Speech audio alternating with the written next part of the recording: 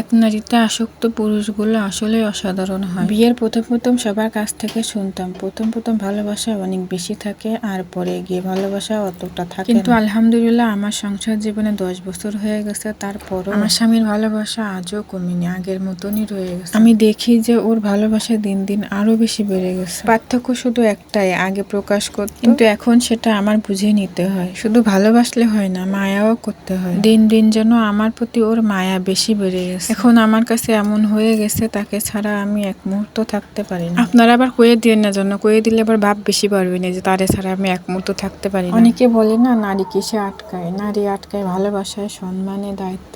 যে যাই বলুক, আপনার স্বামী যদি আপনার পাশে থাকে, সে যদি আপনাকে বিশ্বাস করে, তাহলে আর কোনো কিছুর প্রয়োজন হয় না। সারা জীবন যে আপনার সাথে থাকবে, যে আপনার সাথে সুখ দুঃখের সাথে হবে, সে যদি আপনাকে বিশ্বাস করে আর কি লাগে। একটা কথা আজকে আপনাদের সাথে শেয়ার করি। বিয়ের প্রথম যখন আমাদের সংসারে অনেক ঝগড়া হতো, অনেক ঝামেলা হতো, তখনও আমাকে অনেক বোঝাতো, তুমি কারোর কথা কান দিবা না, আমি তো তোমার কিছু কই না, যে যাই কোক না কেন আমি তো তোমার বিশ্বাস, তোমাকে ভালোবাসি, আর কি লাগে, আর কারোর কথা কোনো সময় কান দিবা না। আমরা দুইজনে ঠিক থাকলে আমাদের কেউ আলাদা করতে পারবে না। তাই যাই হয়ে যাক না কোনো, স্বামীর উপরে বিশ্বাস ভালোবাসা দুইজনে সমান ভাবে রাখতে হবে, তাইলে সংসার টিকে যায়। আচ্ছা একটা প্রশ্ন করি, আপনাদের ভাইয়া আমারে কয় ওর জন্যই বলে সংসারটা টিকে গেছে। আচ্ছা আমি যদি না আসতাম, ও কোনোদিন আমারে আনতে পারতো এই জায়গায়, আর এই সংসারটা এতদিন যেত?